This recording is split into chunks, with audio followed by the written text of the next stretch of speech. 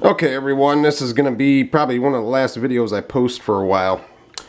I'm backdating an SD40-2 to 1973. Actually, I think this one was built in 74.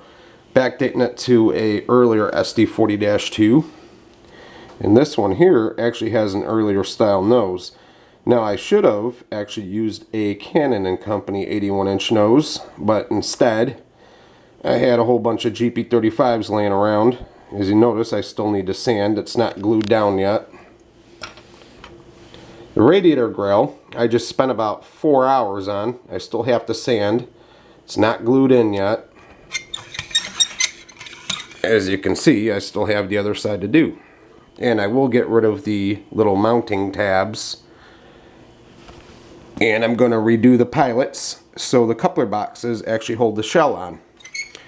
This was a powered unit, however, because I need parts, I'm thinking about making it a dummy, and when I do build my layout, my longest train will probably be about 25 cars long, so having 3 locomotives, a dummy unit, really isn't going to hurt me too much. Here's number 9469, miniatures by Eric Steps,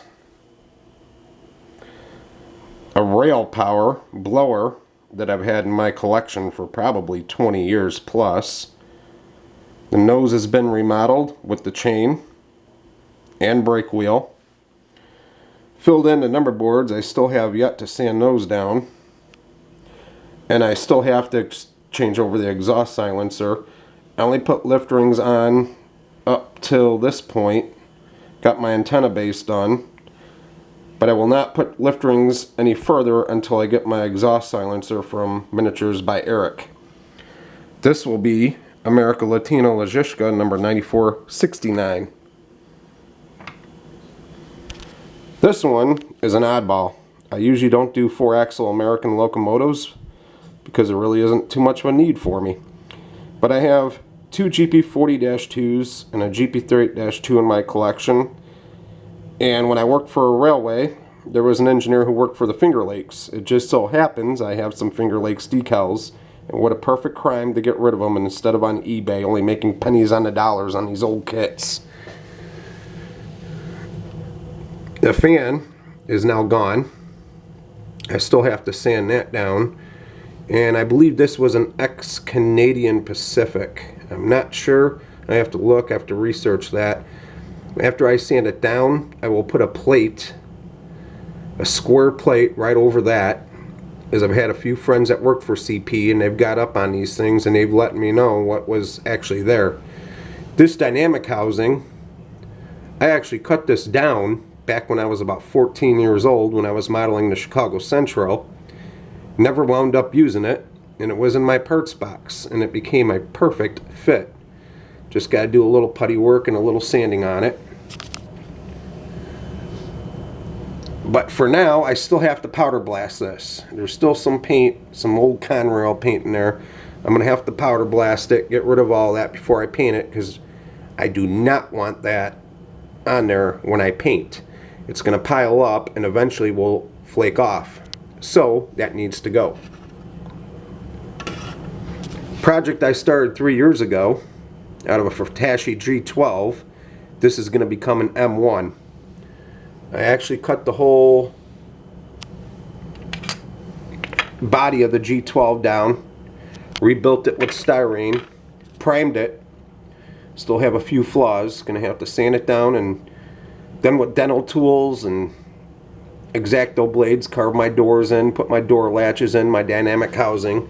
Still got to do the side sills on this. A lot of styrene and a lot of sanding on this. A lot of sanding. But this will probably be it for a while. I'm actually going to start working on my model railroad next week.